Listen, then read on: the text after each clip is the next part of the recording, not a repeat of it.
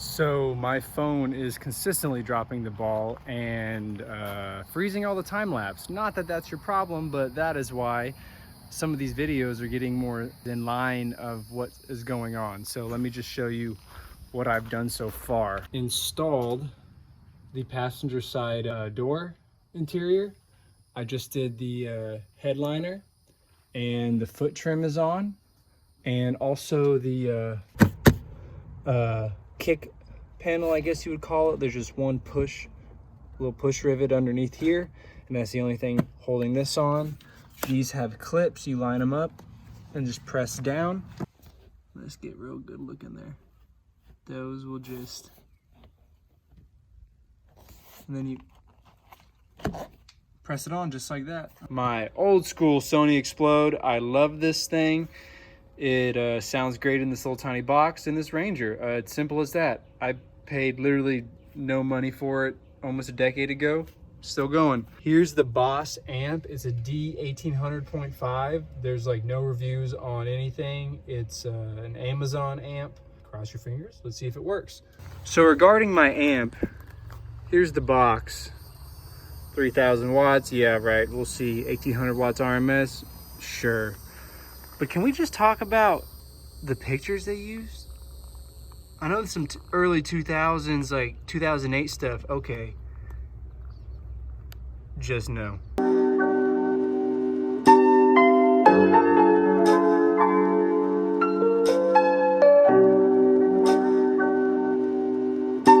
I have the headliner installed, the light.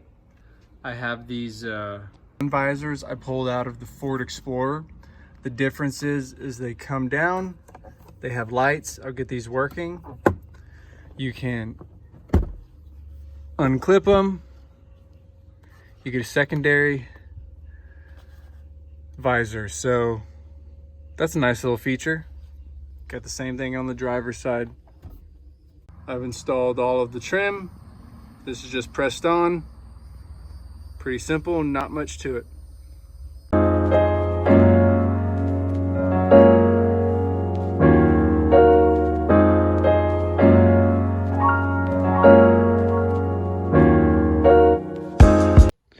Here's just a quick mock-up. I'm gonna repaint those. They'll look better. I'm gonna mount the amp on the wall.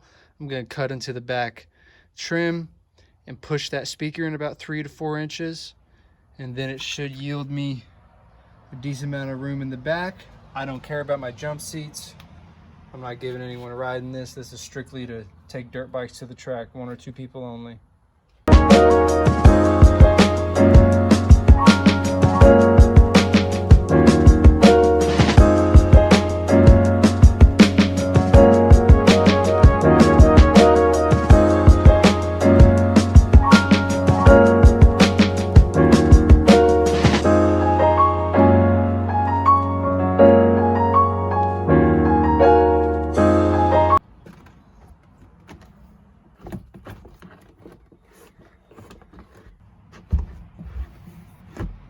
All I've done is cut a little relief.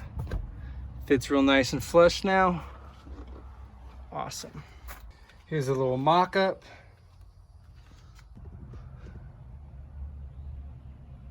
So I found out how I'm going to install my amp. I'm gonna make a little bracket from here to here to here. It will be square. I'm gonna have it be decently thick, and then I can mount 4 corners of the amp to it. So it'll just be a square plate that'll mount directly underneath of the trim, and then I'll just cut a hole in the trim to put the screws into the metal plate. Hopefully it works out. It seems should be pretty easy. Purchased my supplies from Lowe's. It's just a little piece of flat iron with a medium grade plyboard. I'm gonna cut it in a 12 by 42 inch square and then fit it in my rear cab, and then I'm gonna use that little piece of flat iron as a bracket. I'll bend one little end. I'll show you how to do that, and then screw it into the body with sheet metal screws. So from here to here, all the way to the other side where those little brackets are, we'll have plywood, and then the little bracket will go up the center and tie into right here.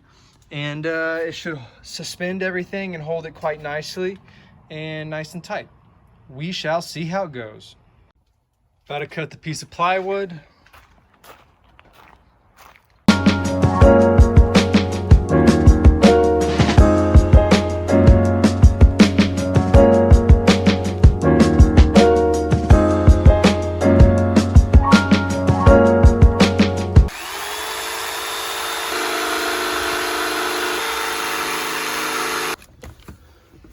yeah.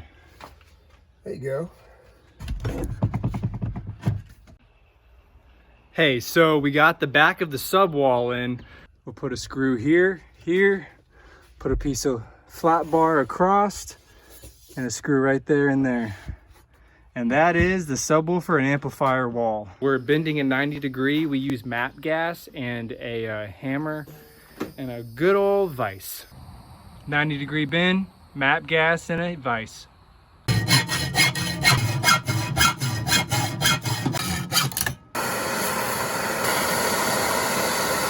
reason we scratched in there instead of using a pencil or something like that is because no matter how hot it gets, the ink or nothing gets burnt off and you don't see on mark.